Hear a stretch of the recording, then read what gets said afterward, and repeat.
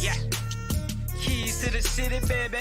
When you see us, so you know you really viewing greatness in the making. Double up on facts we stating. Podcasting, cruise control, city, state, the nation. So what you saying, what we saying, prime information. Facts, keys to the city, we unlocking the statements. Streaming every Friday. And ladies and gentlemen, we are back. Clovercrest Media presents Keys to the City. And look who's back. T3 is back after the long birthday weekend. Ted, did you have a fun birthday weekend first? It wasn't bad. Okay. I thought you were. I don't. Listen, whatever. The weather wasn't great. Of course, now it's great. This whole week is beautiful. Now it's starting to get 70s, 80s by the end of the week. Go figures. This weekend's going to be beautiful. Last weekend stunk. But we had a great weekend celebrating our cousin's birthday, surprise 30th, Frankie's birthday. So whatever, Mother's Day. It was a long weekend. It's a long weekend. I'll leave it at that. It was a long weekend. Yeah, it's all good. Hey, I missed you. I got to wish you a happy birthday, though, on the show, even though you were.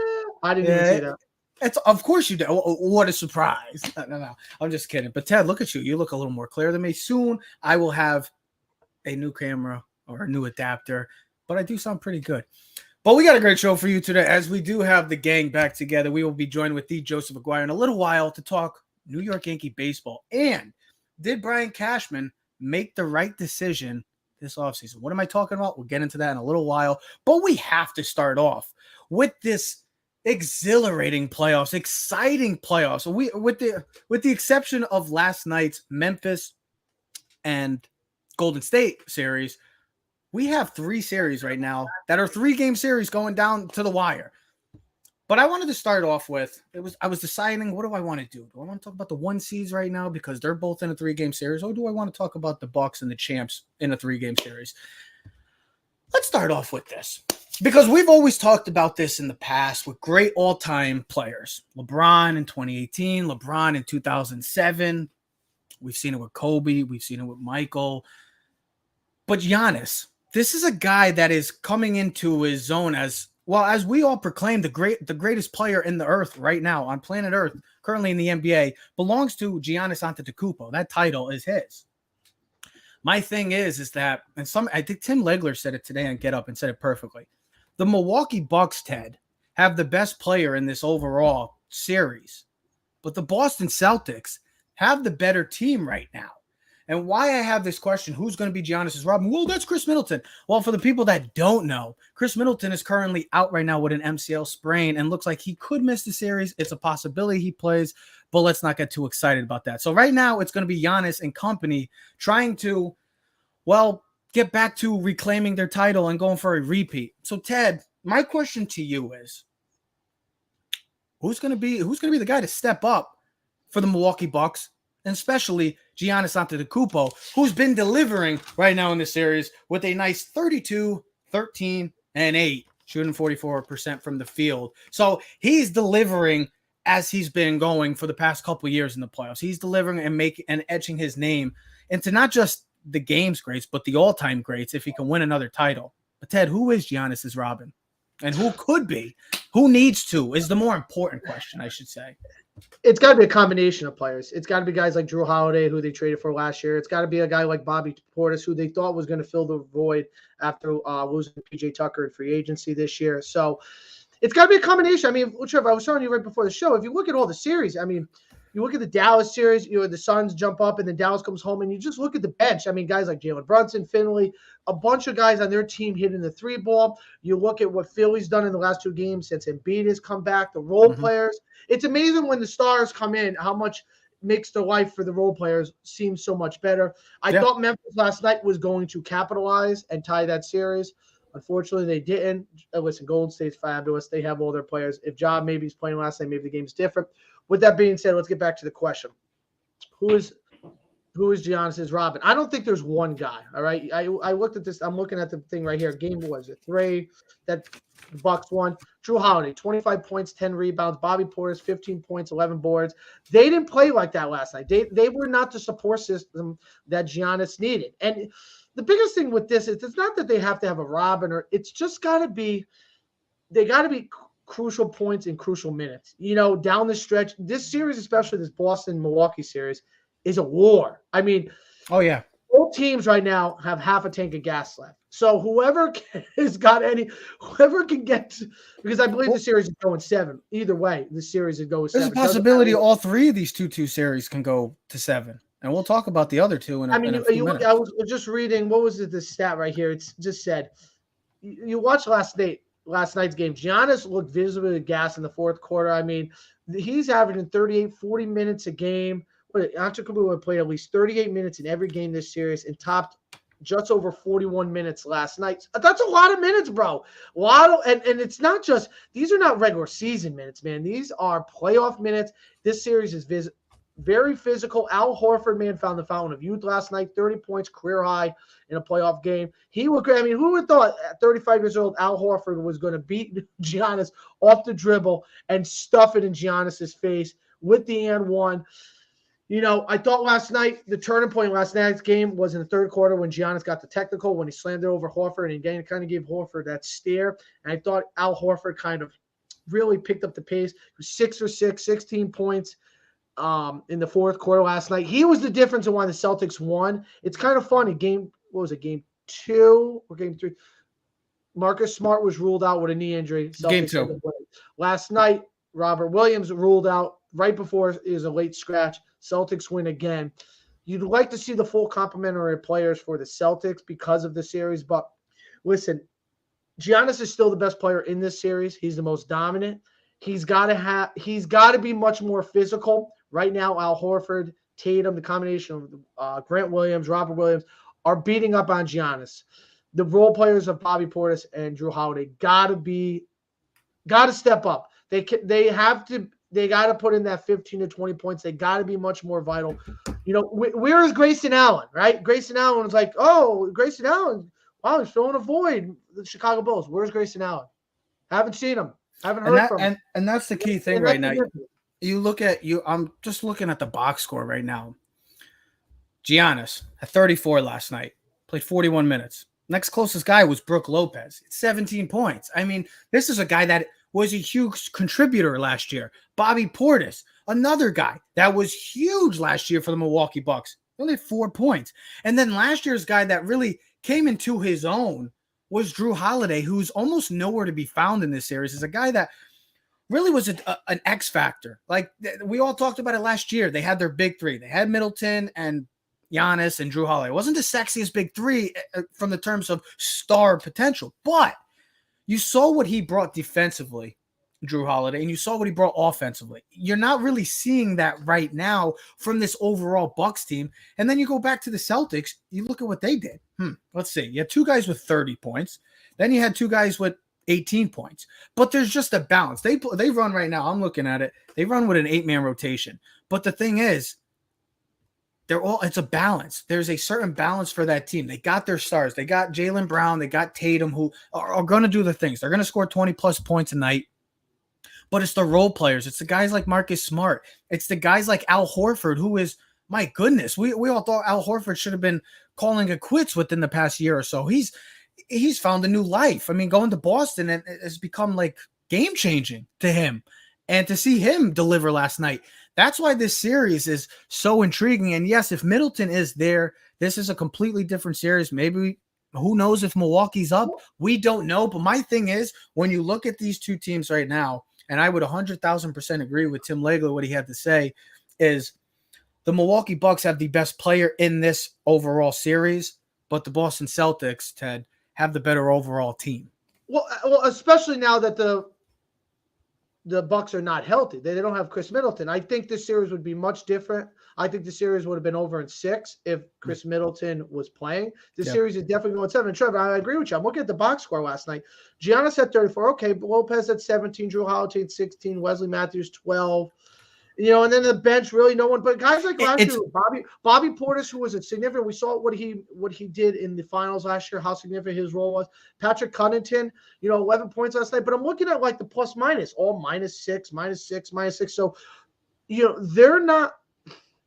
they're not playing as well as they need to. They're not shooting as well.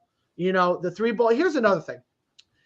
Giannis shot much better this year from the field, from the 3-point line, and from the free throw line. His free throw percentage and 3-point percentage has gone down drastically in this series, in the playoffs. Well, is it because he has to take? Is it because of the fact that this team is? Well, here's the thing, Ted. I'm going to tell you this. This is very similar to 2018 with a guy named LeBron James who seemed like he had to do everything, and it just so happens that he was playing the Boston Celtics in the Eastern Conference Finals at the time. Well, I'd flip it like this. Where he had to do everything. Even though Embiid was out when Harden was there, I'd flip it like this. If Embiid was there and they'd be crashing on Embiid all day, not having Harden, as much as people would knock the Harden's ability to hit the three and stretch the floor is significant. And what Chris Middleton does is he doesn't play the inside the paint. Giannis likes to work the paint, right? So you can't have two guys. So Middleton's ability to stretch the floor, hit the three, and create his own shot opens lanes up for Giannis, and you see it. Go look at the highlights. Go look at the game. Every time Giannis drives, there's multiple guys surrounding him. He might be Horford, but then Tatum's there, there's Brown, there's Marcus Smart, there's always somebody to help defense out. The help defense is tremendous with this Boston Celtics, and that's the strong suit, though. What was it? That's why it said the Celtics had won what? They scored 43 points in the fourth. They were down trailing going into the fourth. They scored 43 points in the quarter. I think it said the Celtics had won 26 of the last 32 games. So they were playing the best ball. They swept the Nets, which, listen, I had the Nets winning the series. I just figured the better players would come through. That's stupid by me. The dysfunction of the Nets came to fruition in the playoffs. But for the Celtics to take advantage and just crush the Nets like they did, they literally dominated the series. And if it wasn't for a couple of mishaps early in this series, they might be up 3-1. This series is great. It's been the most physical. It's been the most fun. I think all the playoff series is, if we just said overall the playoffs, I know a lot of people are not NBA fans. We don't talk about this a lot. But if you're a basketball fan, you had to love every one of these series. The Heat Sixers series, and now that Embiid's back, looks like a series. That's the best out of three. That's going to be great. I know the John Morant injury last night, but I thought Memphis had that game last night. They almost played like a better team without Ja than with Ja. Yeah. I think Memphis can steal one more, but I think Golden State will end up finishing at 6. And then you take these two series, the Sixers Heat, and then this series, and then the Dallas and the Sun series. Wait, what's the matter? You got too much air in your mouth or something? Can't get your tongue over there. Jesus, no, but you better shave that head, bro. That set of hair, man, getting too much. But if you look at the series, if you look at the series and you look at the reason why the lower seed teams have tied the series is because the role players have played that significant role. They have stepped up, and it's noticeable because the stars have done there. Look at Luka. Luka's done it what he's needed to. Giannis has done it. Tatum's been where he needed to be. And listen, you wouldn't call him a role player, but Harden finally showed up the other night. And it makes a huge difference. But we're not going to jump the gun and say that James Harden's back like every other sports network did. Because every sports network was like, oh my God, James Harden's back. All I'm going to say is that was one game. Yes, exactly. Here's where the true heroes step up. Best of 3. This is where you're going to see who's man enough to take care of business and who's going to finalize and who's going to move on to the next round. Either way, I tell you, this is a hell of a series for all the NBA. Yeah, you just think of right now with the current situation. What more could you ask for? You get the Sixers and Heat, get the Mavericks and you get the Suns, get the Celtics and the Bucks, and you get the Warriors and Memphis. All 4 have different type of styles of play. You got stars all over, but it's just still delivering. I know that it's 3-1 in the Memphis and Golden State series, but still, these series all can be 2-2. But the 1 seeds right now, especially the Suns, right now, who we all thought were the overwhelming favorite coming into this playoff, and we all thought probably would be the favorites to win the title. They're in a little bit of a tough situation right now. So, Ted, you look at both these 1 seeds, you look at the current predicament that they're in, both in 3-game series, and both of them, the Suns, well, they got to get Chris Paul to stay out of foul trouble. The brain. I guess I got to get some curls or something. I don't know, because that was bad. But also the Sixers series. You think about these 2 series. Would you be surprised if both 1 seeds went down, or do you just see one of them going down, or either? I know. I still think both number 1 seeds will find a way to win, and majority of my thought process on that is they have the 2 home team. They have the 2 home games. They're on their home court twice. I always favor the home team than I would the road team. But if you told me, Ted, you got to pick one, I think the Sixers can beat the Heat. And the reason why I say that is Kyle Lowry's injury. He looks like, I'm just reading on him right now.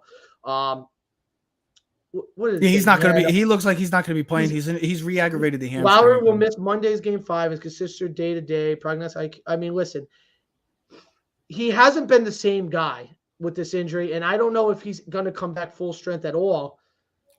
And it feels like the Sixers are building on something. And here's the other thing: Embiid's getting better. It's like the 2 day the games missed. It rested him. He's going to be a little more fresher down the stretch. He's going to get better, and I think he's the best player on this in this core. And we talk about, going back to the question before with Giannis, the stars usually pan out. I would take the Sixers because of Embiid, and when he's on, there's no one really like him, and he probably should have won MVP because you can just see the significance of what his impact is in the last 2 games. Mm-hmm. But I still think both number 1 seeds are going to win. Listen, it's weird because I hate to say it, the 2 guys that played in Houston about 5-6 years ago are the ones that have the most pressure, and it's the 2 number 1 seeds. It's Harden for the Sixers. If Harden plays like he did the other night, the Sixers can win. Sixers can win the series. But then you got to go to the guy who just turned 37 on Friday and has been awful. Has what, 9 turnovers and 10 fouls in the past 2 games, and that's Chris Paul. Ever since he turned 37, he looks 37. So we were just talking about a week ago. If those 2 guys don't play to where these teams need them to be, and listen, we know Embiid's the star of that team, and we know Devin Booker's the star of that team, but Chris Paul has to play much, much better. I mean, he's been awful. He's looked old, Trev. He's looked significantly old, and Dallas has kind of like worn on him, like we're going to make him go 94 feet all day long and just wear on him and wear on him and wear on him. Listen, maybe home court advantage will help him. Maybe the thing the other night will motivate him, but it's going to be tough. But I believe both home teams will find a way to win because of Game 7 being at their home courts. We were just talking about Chris Paul. Like last series, he was tremendous. He was tremendous against the Pelicans. But Dallas is worn on him, like they're leaning on him, like they're picking him up full court all day long. They're playing his game. That's why he fouled out the other day. If you look at a lot of his fouls that he got, it's a lot of the stuff that he's done over the years. They're just took a page out of his book, and that's what he did. But kind of like what Alvarado did for the Pelicans, where he was picking him up and wearing on him, and just listen. It's easy to dribble the ball half court, nice and easy one. But if you got to go up and down the court and the guy is picking you up from the foul line, almost 94 feet, it's significant difference. It wears on him. He's 37. Let's be honest. We fall on this thing of Tom Brady and LeBron James that the guys can just be looking young and playing young. But I mean, not everyone is like that. And Chris Paul's a smaller player, and bigger players they're putting bigger players on. They're just wearing on him. Yeah. I agree with you. To answer the first question, too, I don't think I ever really answered it. I would say, I think without question, it has to be Drew Holiday. I mean, he delivered for them last year, and he was huge for them in moments. Defensively, offensively, the chemistry him and Giannis had last year, it doesn't feel the same in this series. Maybe that's just a credit to how this Boston Celtics defense is going after and attacking this Milwaukee Bucks team. But right now, if I had to say, Drew Holiday is the easier choice because just of his presence, and he's been there before, like this team has, but this is a guy that can give you 20-plus points, can give you 8+ assists, and can play your best offensive player if you need to because of his defensive paralysis. So to answer that question, it would be me, Drew Holiday, and maybe even Brook Lopez too, because he was huge last year. This question, I was talking to our boy, to Pete, yesterday about it. He says, don't be surprised if the Mavericks win. I don't see the Mavericks beating this Suns team. I expect this series to go in 6. I expect the Suns to win tonight. And I expect them to go back to Dallas and to take care of business. That's how I think it's going to play. This series between the Heat and Sixers, especially if Harden just plays the way that he played the other night, Ted, the Heat could be in trouble. And I'm just curious, like everybody else has been, why isn't a guy that just got a 5-year, $90 million contract sitting on the floor and sitting on the bench? If you don't know who I'm talking about, Duncan Robinson hasn't played a minute in this series, and he's getting paid 5 years and $90 million, and he's a 3-point specialist, and you can use shooters because You can't rely on Jimmy all the time. Sometimes when Jimmy plays his best games, the Heat always don't win. They're a team that likes to spread weird? We've talked about it. Like his best games, he'll have like 30. I mean, he's amazing. Don't get me wrong. He's amazing when he plays, but this team overall, Tyler Hero has been struggling. Well, and Kyle hold Lowry on. not having your commander in charge is significant. I mean, listen, that's part of the reason he's the bulldog, he's the pit bull, however you want to relate him to. He was the leader for Toronto. He can shoot the three, plays great defense, and he's the orchestra. You know, he's the leader. He's the maestro. He's the conductor. He's the maestro, bro. Yeah, you're 100% right. And you could see the difference in Game 4 and a little bit in Game 3 with him being out and not being able to play significant minutes, how different their offense looked. Yeah. I mean, I agree with you, Ted. I would agree with you on this one, too. I would say the Heat are the team that should be and looking out for an upset because going into the series, they were, if you want to get betting odds, because I know everybody loves betting odds nowadays, they were a minus 170 to win the series. And then the Suns were an overwhelming minus 300 to win this series. So both of these two teams were big favorites going in.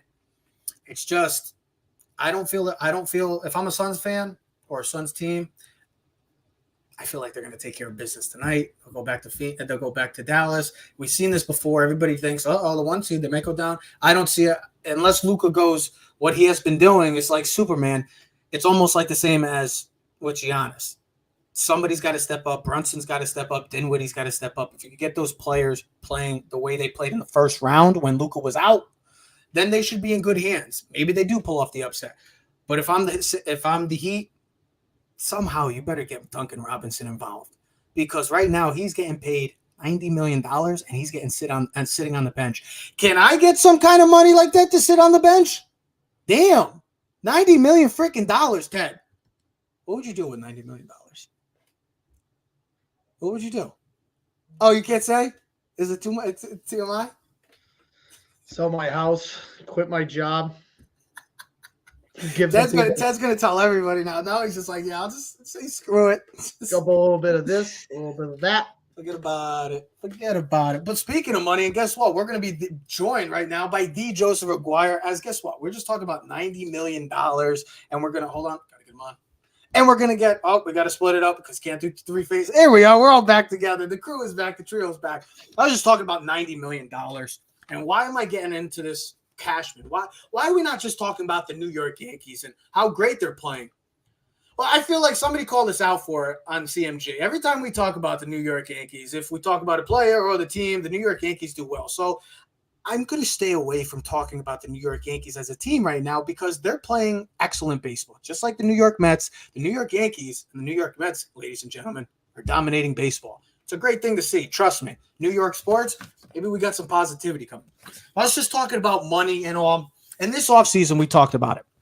Biggest need for the Yankees was a shortstop, correct? Everybody was on Twitter. We were on Facebook. People were going nuts. Oh, we want this guy. We want that guy. We didn't get any of these guys. We ended up getting Isaiah Falefa with Josh Donaldson. And everybody, it wasn't the sexiest pick. It wasn't oh my God, it wasn't Correa. It wasn't Story. Well, I wrote down a lot of stats right here. You got to bear with me because I wrote down the stats of all those big shortstop guys that got big contracts. I'm going to just go through as quickly as I can right now. And then, Joe, I will get you on the floor. Trevor Story currently right now, 0 home runs, 10 RBIs, 35 Ks, a 194 average, 545 OPS, 18 hits. Marcus Semien, 0 home runs, 8 RBIs, 178 batting average, 478 OPS, 19 hits. Correa is having the best out of them, I think. 255, 2 home runs, 11 RBIs, 26 Ks, 255 average, 24 hits, and a 692 OPS. Corey Seager, big money, 231, 4 home runs, 12 RBIs, 24 hits, 645 OPS. And then Javi Baez was the last one, 237 average, 18 hits, 2 home runs, 11 RBIs, and a 666 OPS. You want to know what IKF is going right now? Currently batting, well, let's be honest, he's got the best batting average out of all of them at 277. Now, he doesn't have any home runs. Okay. 7 RBIs. Hey, he's in the play with all of them right now. He's in the ballpark. 23 hits. He's in the ballpark and has almost a better OPS than all of them. By the way, I put together all their contracts.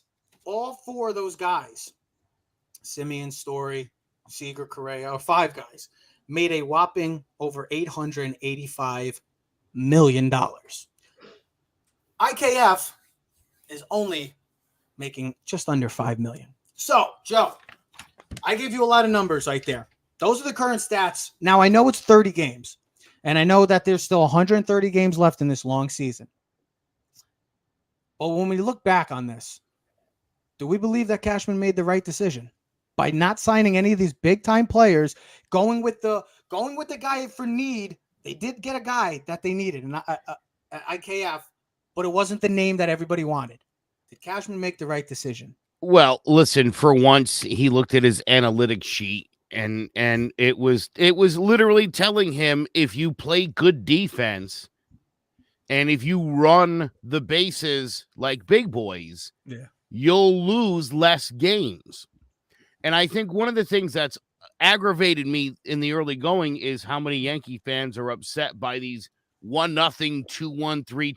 Who cares? Like, can you believe that Yankee fans are getting upset that we're winning? Yes, I can believe it, because they're idiots. Just by and large, idiots. All of them. This is I can't think of how many people are like, get rid of Aaron Hicks. Why? He's your best hitter right now. Guy's an on-base machine. Get rid of him. Do you watch baseball? Some of these people are so dumb. Listen, we get to the postseason, and what happens? Booney goes to a defensive lineup. They don't score. They get eliminated. We go home, and we bitch for 4 months to try to figure out what's going on. He committed to defense. I think Anthony Rizzo is maybe the most unheralded signing of the offseason. Right now, yeah. I got one for you too, Joe. Funny story. You guys know I was at Wrigley this weekend, and you know what I saw? I saw two things that made me laugh. Freddie Freeman struggle. I saw like 8,000 Rizzo jerseys all over that stadium. He's loved by Chicago. I don't think you realize how many more Rizzos I saw than Schwerbers or Bryant's or any other name. I bet him and or Baez would be I would say, are the two names that are just dearly beloved by the Chicago fans. I'll tell you who I really dig. Their catcher, Wilson Contreras, who hit leadoff against Clayton Kershaw. Really? Yeah, looks phenomenal behind the plate. I mean, that's to me, that's the one area where the Yankees could improve on, because the combination so far, obviously, of Trevino and Higashioka, and then whenever the guy they got from the Twins shows up, the lefty, none of those guys can hit. So it's funny you just say that, Joe, because I was looking at something else, trades and stuff. So people didn't really like the Albert Abreu trade to the Rangers for Trevino. They didn't understand why, because you already had the catcher. So I'm reading about it. People are like, oh, he was such great last year in the bullpen, 8 innings. Well, his issues of command has come fruition for the Texas Rangers. So far this year, with a whip of 1.96 and first 72 innings and an ERA of 3.52. Well, I don't know if you know this, Joe. You probably do, because you do another Yankee show. Mr. Jose Trevino has now become Garrett Cole's personal backstop. He's their number one guy. Here's another thing. He's number one in the league in catcher framing runs and strike rate percentage at 55.2%. Trevino's overall defense is 2.4 and 1.5 fielding ratings with Fangraphs. Here's another thing.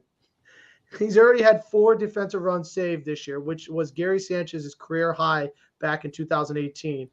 So, they were talking about Trevino's defense. His defense and command behind the backstop is the best in the league right now. Now, he doesn't have full-time catching, but you don't need him hitting 275 if Rizzo and Judge and Stanton and Donaldson and everyone else are doing what they're supposed to do. Play great defense. Let's throw the runners out on the bases. Let's command the strike zone. Let's have great framing. Let's not have any bad pass balls. Mm-hmm. And let's be the center of the offense. Let's call out our box. Let's know who the mic is, and let's control it. And you see in the last 2 of the last 3 starts, Trevino has been Cole's personal backstop and catcher. Well, look how much better Cole has looked in the past 2 games. And listen, if he ain't going, I don't care what everyone else is doing. He is the leader of the pack. That's why he's your ace. So if he's rolling, everyone else just kind of follows along. Excuse me. I got excited. I was swinging the bat, hitting the desk. Ken thinks he's playing at Yankee Stadium. He thinks he's playing at Hartford Yoga Stadium right now. I'm looking at the pitch and rotation, and we always talk about the Yankees. It's always about the hitting, right? And listen, the hitting is great. It's fun, the long ball, but the pitching staff is the thing that's been carrying this team so far. They got the best record in the American League. They're 20-8, and I'm looking at their pitching staff. Cole, ERA under 3, 2.67. I told you, Joe, you weren't big on him, but he's finding a way. He's funky, but Nestor Cortez, man, almost had a no-hitter yesterday, no-hitter through 8. But he can't ever get – did he get the win yesterday? Yeah, he did, 1-0. Yeah, but did he actually get the win? He got the win. That's what I'm saying. He never gets the win. I don't think he ever gets the win, bro. He's so good that the Yankees, it's like, who was it like that a couple years? I feel like there was a pitcher like that. Oh, yeah, Jacob DeGrom. Jacob DeGrom, where he played lights out, and his team couldn't even give him 2 runs. But look at this. Nestor Cortez, 1.82 ERA, right? He's solid. There's not a lot of walks either. Jordan Montgomery, 2.90. Jason Talion, 2.84. Another thing he's added the cutter to his game, which has added more control in the strike zone, less walks. We know what walks do. They produce runs. Severino, which I thought he was the best pitcher of all. He's got a 3.75, but it's still great. You look at that, and here's another thing. Domingo Germán's going to be coming back from injury and shoulder soon, around June, July. That's a nice piece to add to that rich pitching rotation. And Trev, you said, did the Cashman make the right decision? He's made the right decision right now because everyone's healthy. There's no significant injuries. The other thing is, though, the Yankees have finally started to take control of their schedule. They're playing bad teams. So no more losing 2 out of 3 against the Orioles. We sweep the Orioles. We sweep the Guardians. We sweep the Royals. That's what you're supposed to do. You got another big series starting tonight against the Blue Jays. Let's take. I don't know. No, you're playing you finish up the Rangers series tonight. Rangers? They're playing the Rangers. No. Yeah, it's they finished that yesterday. They're back. They finished that yesterday, bro. Where the hell are you? 1-0. My bad. The Rangers and Blue Jays have a blue on. Excuse me. Sorry. Well, they start tonight. They play 7:35 against the Blue Jays. Another big series at home, but they're taking advantage of their schedule. All right. They're winning the games that we've been jumping on down their throat for. Let's beat these teams 3 out of 4, 2 out of 3, or sweep the bad teams. Because that division later on the season is going to get tougher. Go ahead, Joe. But ask yourself why they're winning these games. I just this sort of stuck out to me a couple weeks ago. They I think it's defense. I think the defense. Well, it totally is, because here's the thing: pitching and defense. Yeah, they had games against Baltimore and Kansas City where both teams booted the ball around 4 times. And the Yankees played flawless baseball. And I thought, what a perfect way to highlight, like, those teams can't afford to make mistakes. You know that. Yeah, absolutely. When the Yankees defense is phenomenal and you're kicking the ball around the field, it becomes so much more apparent, like, oh my God, the Yankees are good. We've been wondering the last few years why they can't beat the Rays. Well, that's how the Rays play. They play clean. They play good defense. They run They make you play fundamental baseball. And then on top of it, I'm sure you guys know the Yankees have double the amount of home runs they've allowed this year to their opponents.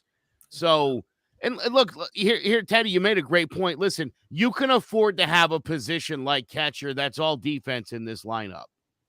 Yeah, and especially if he's that good as a defensive catcher, and he has been. Go back to '96 with Joe Girardi. I mean, nothing sexy, but super effective. It worked. I mean, we used to yell about Posada, but he got away with it because he hit 25 home runs. You don't need 9 superstars at all 9 positions. You can get away with a catching platoon. I also think it's funny. It's almost like Garrett Cole just wants to back up whoever it is. Because when Higashioka was spelling Sanchez, the numbers were off the charts. All of a sudden, Higasioka's the starter, and he needs Trevino. I don't get it. Hey, but I'm not arguing about it. Listen, I don't care who he has. If he has to go back to Higgy, that's fine. I will say the one thing, though, I am still nervous now. They're getting away with it with the bad teams, the teams that they're playing right now. But they're winning. Listen, at the end of the day, they're still winning, so that's all you care about. The only thing is, I watched the series this weekend. They still don't score that many runs. They still but nobody's scoring. That's the thing. Oh, I know, and we talked about that a couple weeks ago. I know. Unless you're playing the Cincinnati Reds. No, the Reds are on a 3-game win streak. They got more wins this week. They got more wins this week than they had in the last 23, baby. Here we come. Well, more wins this week than they had in the last one. Did you? But I'm just saying, 1 run, 2 runs. Eventually, it might catch up to you. And they're waiting for that home run ball. Listen, either way, they're winning. It's good to see. They're playing great baseball. They're the number 1 team in the AL. Surprisingly, but hey, listen, we'll take it because this is we know baseball is like an eternity, man. So get as many wins as you can early. So when you do have that rough patch somewhere in June, July, August, where you're like, we lost 8 out of 12, it's okay because you still got a significant lead. Listen, the Red Sox are in big trouble. They can't hit. And that was their thing. I know we're not talking about the Red Sox, but they can't hit. That's a surprise. Your boy Trevor Story, I don't know, bro. They have such a potent lineup with names, but they're just not hitting the ball, and they're pitching. That's the thing. Like I know Yankee fans this whole offseason were like, let's go get Correa, let's go get Seager, let's go get Baez or something like that. The guy that I really wanted out of this group is probably the guy that's playing the worst out of everybody. It's Story. I really didn't need go crazy about especially going to get like Carlos Correa. I know everybody was dying to get Carlos Correa. I wasn't. I didn't really want any of these shortstops. And I know that we're Yankee fans and we always expect the Yankees to just go out there and spend hundreds and hundreds of millions like these players got this year. But I'm glad Cashman didn't. And now I know at first when we saw the trade that happened with the Sanchez and Urshela for Donaldson and IKF, we were like, wait, what the hell's going on? Why are they doing this? I mean, now you look back, and I know it's 30 games, and there's still 130 more to go. And if with the way the Yankees are playing, there's going to be more than just 130 games this year.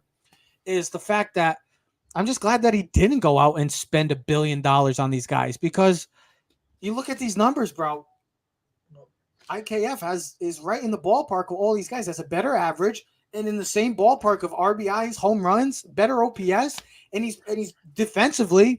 He's better than all of them right now. I mean, he's playing to what the Yankees were hoping they traded for, and he's delivering. I know he's not going to be a guy that's going to hit like these guys. He's not going to be Trevor Story. He's not going to be Correa. He's not going to hit 30, 40 home runs if that's what Yankee fans are expecting. Derek Jeter never did that. If we all quickly forgot about Derek Jeter's career, Derek Jeter never did. The highest he's ever had is about 22, 23 home runs, I believe. It was early in the 2000s. 24. Exactly my point. He's never been a home run hitter. We don't need to have a home run hitter. We have enough of them. We have Giancarlo Stanton. We have Aaron Judge. We have Donaldson. We have Rizzo. We have Joey Gallo still. I know he's still there, but imagine if all of those guys start hitting, and I mean hitting bombs. Yeah. Because to me, IKF is like, if you could take one guy from this team and throw him on the 96 team, a perfect fit like that guy would have been DJ LeMahieu. Because of versatility. And Joe Torre loved versatility guys who were good team players. The only thing is, I got to worry about him. You see that in the post the other day? They got knocked, him and Donaldson, for jogging down the first base line. They got to hustle. He's got to hustle. He probably got a little hungover watching the blue shirts. Yeah. But I'm telling you, dude. The blue shirts, Ted, the Rangers. You know the Rangers? Hilarious. I saw that. I'm glad I like that these guys like each other too. Just there's something about this team that right now for me is checking all the boxes. I actually watched the game on Amazon the other night. Terrible broadcast, but it was terrible. It was awful. Oh God, it was. I think there was a woman and a man, and they were awful. Was it John Sterling? No, it was like two people that had just watched a baseball game for the first time. And we're trying to tell you about it. Not good. Oh, it's like Ted. It's like Ted. I'm sorry, Ted. I'm sorry. I'm telling you though, there's not a weak spot on this team right now. I mean, the bullpen's phenomenal. Chapman, phenomenal. Just tied Goose Gossage on the saves list. Yeah, I saw that. Yeah. Rotation is outstanding. ERA's like that. Yeah. The defense is great. They're everything about the Yankees. And like you said, Ted, you know what? You're off to a great start. That never happens because the June swoon is coming. It always does. Late June, early July. They start playing like crap for a few weeks. Better to be, you don't want to be 3 games over 500 when that happens. It's nice to be where they are. And like you said, beating the teams they're supposed to beat. Yes. But the reason they're beating those teams is very simple. The pitching's phenomenal, and the defense is not making But mistakes. another thing I'll add too, and what we've seen in the past couple of years, and I'll finish up with this, is doesn't feel like it's all just top heavy now. I feel like there's like a good balance, like Well, we listen, have. You got Glazer hold on. You got like Judge, that you got those big time guys, but I feel like the guys below him, the LeMayhews, the Glabers. I know Glaber still is Listen, but trying when to the get his Yankees own. have been great, But all these guys that's that how like it's always been. Remember, like a couple years ago, or even the Nick Swisher years, it was always someone different with the walk-off hit. It would be Swisher one night, and Gardner, and this guy and that guy, and that's what it has to be. It doesn't always have to be the gun show with Judge and Stanton and Gallen. We know that if one or two of those guys, like Joe was saying before, if they actually do get really, really hot, where they get on that, like Stanton went on that tour, one of those two of those guys can carry this team for like, to a 10-0 streak of winning. Does the title feel different? I don't know. Joe. Does the title feel different? What do you mean? Does this title feel different? Like the team? Does this team feel different? To me, yes. Oh, because they're off to a 1998 historic start. The Yankees are on pace to win 114 games, which would tie the 98 Yankees. He's asking, I guess, does it feel like that? And I don't, not yet. Oh, this so this is the word. Year. Does this year feel different? To me right now, I know it's only 30 games, and I know there's still 130 games left, and so much can happen with baseball. We've seen it countless amount of times. But just it feels like, even them going to the Ranger game, chugging beers, just being with fans, it feels like it's just different in general, because you feel like that's what the Yankees have been missing. Like, where was that spunk? Where was that camaraderie? The past couple of years, it just felt like, oh, we're the Yankees. We're just going to beat you because we're the New York Yankees. And this year, it just feels like after all the pressure, you got to think about this too. This team is dealing with a lot of pressure coming. I know people have talked about the Dodgers, and fair enough, because they've created their own pressure. But the Yankees as well have too. You got to think of the past years with the signings. And it's just the New York Yankees. You haven't been to a World Series since 2008. So this is a team that is used to winning championships. We've seen it. They got them. We all know it. Everybody likes to criticize us. We have 27 World Series. So the New York Yankees, the most in sports history. So the New York Yankees, all they ever have learned to do is win. And we haven't seen that the past couple of years, but now you're starting to feel like that camaraderie is coming back, that joy is coming back, like that 2017 but that's what winning does. And yes. I'll say this, and Joe put it perfectly. A game like yesterday, the Yankees would have found a way in the last 2 years to lose that game 1-0 because of a boneheaded error, throwing error. Something would have went stupid. A walk, a pass ball, a stolen base, can I say one more thing too? Because Luke Voigt couldn't stretch from first base, or Rizzo doesn't save on a defense, because his defense at first base is phenomenal. It's top notch in the league. And then I got 1.2. One more. So with that being said, to be able to find a way to get that 1-0 win, that's the difference this year right now through May 10th. We'll see in a month later how this goes. But they're the first team in AL to have 20 wins already this season. So now, if you're a New York fan, the Rangers can't stop anyone because they've getting 14 goals in the last 2 games. But if you're a Mets and Yankee fan, you got to be very happy with where your team's at. And for the Mets, you're going to get the best pitcher in baseball coming back in July for the stretch run. And for the Yankees, it's just staying healthy, doing what they do. And like I said, you're going to get Domingo Germán back. Who knows? Does Volpe come up late in the season? What is Luis Gil? You have guys that have participated in the past 2 years to help this team out. They know they can come right up and fill. And listen, is there a chance that oh my God, help me out, the reliever with the Tommy John surgery, the lefty, Zach Britton. Does he come back late in the season? Can he give us anything late in August and September and possibly in October? And the final thing for me, Joe, is I haven't seen any issues. Aaron Boone creating any issues. I think that's a big deal moving forward too, because we've been heavily, me specifically out of us three, have been ridiculing Aaron Boone for decision making since he's become the Yankee manager. I feel like he's kind of just letting things play out and just let the hot hand keep going, whatever that may be, whatever lineup that may be, whatever the pitching staff, if the pitcher's feeling it, like he did with Cortez. Usually we're seeing Cortez, guys like that, they're out in the 5th inning and we got our bullpen. Guess what? They don't need to. Like they're letting these guys pitch deep into the 6th, 7th, maybe sometimes even the 8th inning, and then you don't even have to use your bullpen sometimes. Keep them rested. So I mean, I've been very impressed with Aaron Boone and his decision making early on in the season. If you're gonna live and die by analytics, you need guys that can play in that style. You need guys that can, you need defense if you're gonna play that game. And so I think for the first time, Boone's got the guys that he needs. And now that analytics stuff, you can kind of roll. You can roll with it because, again, not everybody sort of has a role. The other thing about this quick start by the Yankees, and I say this every year. You remember last year we were doing the math at the All-Star break, and I was like, "Listen, they have to do this," and they did, right? Yep, they did. Over 162 game season, the Yankees are so good and they're so talented that by the end of the year, dude, they're going to get to like 92, 94, 95 wins. Yeah. That's how, because you can't have this much talent and not expect that. No, you're right.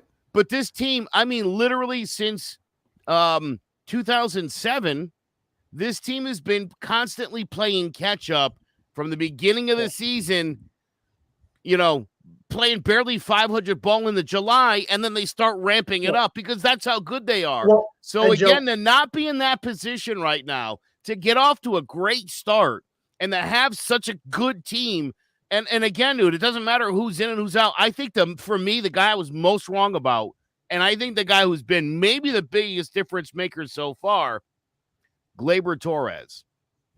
Yeah, he's hitting again. His defense has not been an issue. His average is not great. It's at 220. It's better than most others. Yeah. But he's been clutch. And the other day, and he's been clutch. And I'll put this way. To finish off on Joe's last point, because this will be the last thing I'll say is, unlike most years, because of the significance of us being at the 20-win mark, getting the number 1 seed like the NFL is that much more significant now in the playoffs. That'd be nice. You know what I mean? Yeah, we don't have to play the play-in game. Let someone else play the play-in game. Let them beat up on each other. Let their rotation get screwed up. Well, don't forget about also the new rules, too. There's new playoff rules this year. That's why it's important to have the number 1 seed, because you have the bye.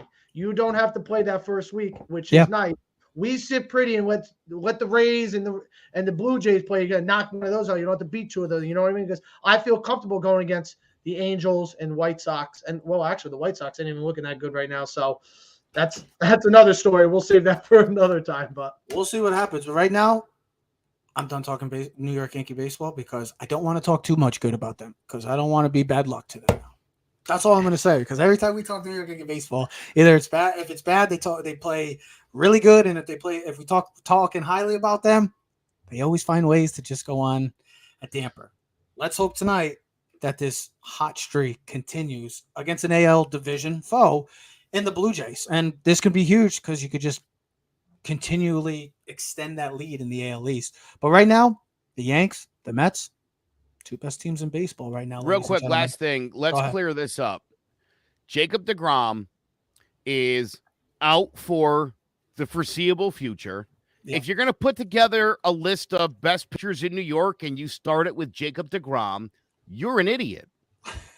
Because Jacob deGrom isn't going to be pitching until well after the All-Star break, if at all, this year. Look at Chris Sale. There's another one. Just need him for the playoffs. Need him for the playoffs, bro. We're resting. Yeah, if you're a Mets fan, you just want him for playoffs. Sure. Let's stop pretending that this guy is ever going to make 30 starts in a season, or that he's as good as when he pitches. He's good. He never pitches. Joe, Jacob deGrom is in the Hall of Fame right now. If you wanted to retire, listen, deGrom's going to come back, be 6-0, have a 1.82 RA, and win the Cy Young. If that happens, I guarantee Joe is not watching baseball anymore. Joe's done with watching baseball. Well, him winning 6 games in any season is a challenge. I mean, he won the Cy Young with Joe, 11 wins. 11 wins. Listen, what a difference a manager and a couple moves make for their franchise. I'm sorry, say no more, Cano. That was the one guy that if I wanted the Yankees to make a move this year, it was going to get Buck Showalter. I thought you were going to say Robinson Cano, and I thought we don't want Robinson. No, yeah. Hey, Matthew Blake looks like a good pitching coach, huh? He's giving you the Steelers. Here you go, Judge. Well, again, right? People who were like, this guy doesn't know what he's doing. He's an analytics guy. No, there's something to the analytics. Again, you have to have the right players. Exactly. If you don't have the right, you can't throw the Giambi brothers and just as like they can do analytics. No, they can't. No, You know what I mean? You need the right players. You need a good defense. They've got all the things that you need to blindly follow the analytics. You really do. This is like kind of a no-brainer at this point. Yeah. And not for nothing, if you do look around the rest of the league, the Yankees are really, really good compared to everybody else, including the Dodgers. Ended on that. Sounds good to me. Ladies and gentlemen, we will be back at the end of the week. Did you see the news of Kayvon Thibodeau will be wearing number 5? And Tom Brady just got a 10-year, $375 million contract to be on Fox. So Tom Brady's got his life set, even though he already did. But just add more money to the pocket for no reason. For no freaking reason. I hate that guy again. Now I'm back to hate. Yeah, now I'm back to just, really. All the goodwill of Tom Brady's gone. Yeah, I'm done. I'm done with He needs like another $500,000. Just really? go away. Dude, listen, $500 it's million. not him. Just go away. Fox. I But the know, people offer him. I know. But just go away. Could have said no. Just could have said no and Would go hang out with your wife and kids. If Yes, Amazon- for the love of God. Why doesn't that man want to be with that woman? Ask yourself that question. What's really going on here? Why does every man not want to be with his wife 24/7? You ask yourself that, Joe. Oh, I He's mean his holding in the wife. basement. I mean his wife specifically. Joe's hiding in the basement. We all want to be with that person. I don't know Not why really. he doesn't. Not 24/7, because she's probably the Bruce Arians to his, the Bruce boss. Arians to She what? Probably What were you gonna say? Probably bosses him around. Oh yeah, right.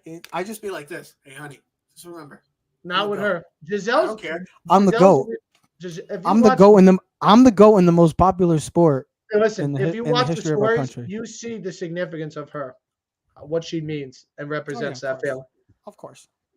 She's a Victoria's Secret model, so of course. And Nothing he to doesn't do want with to it. spend any time with her. That's weird. He just wants more money. He's only man. got to announce the games and then come back. What is It's this? an Jeff, easy what is thing. it? What is this? Jeff Bezos over here? Just adding more and more money? Jesus. He's like, I want to hang out with Gronk. Yeah, I hope Why? I hope Amazon offers Joe like a $10 million to do the games at Yankee, and Joe's like, "Nah, I'm good. I'll stay in my basement watching from Amazon Prime." It'd be hold on. First of all, it'd be different for us because we've never seen money like that. But for Brady, it's just become just Listen, another. It just If wake up I'm and it's rich, another I day. want to be richer. Why the hell would I want to go downhill? You always want to be better. Make more. Because If I make $1 million, I want to he's make $1 billion. First of all, he would never go down. He would never go downhill. He would just stay at the top. I mean, he's Tom Brady. I'd love to see Tom Brady do something he sucks at, and I don't know. I wonder if he's like going to hit be a any good baseball. at. Like hit a If baseball. he's any good at talking. I think he's good. I don't know. Joe, My understanding was from an interview I saw with her that he's got the intellect of a 13-year-old.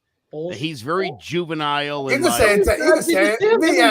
There's never characters. Tom Brady's good, bro. a lot of fart jokes, stuff like that. I'm telling you, I don't know how good those broadcasts are going to be. Is all I'm saying. I guess we'll have to see.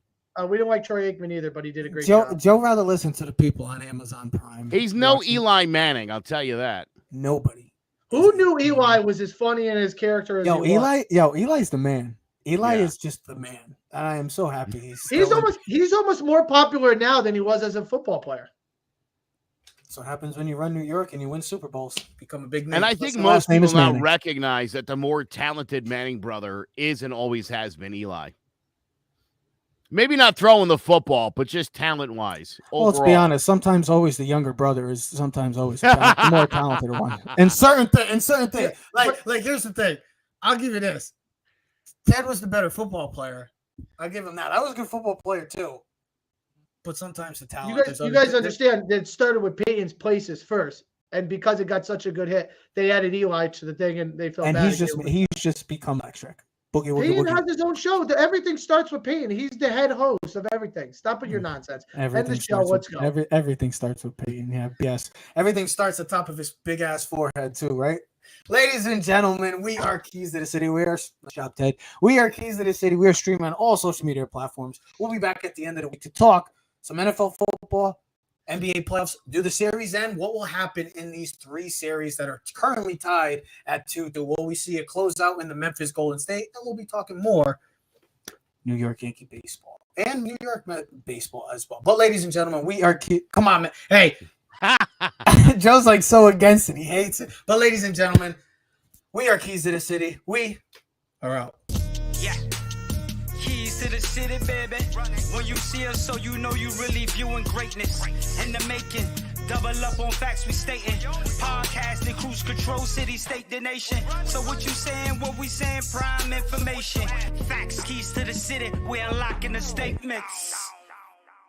Streaming every Friday.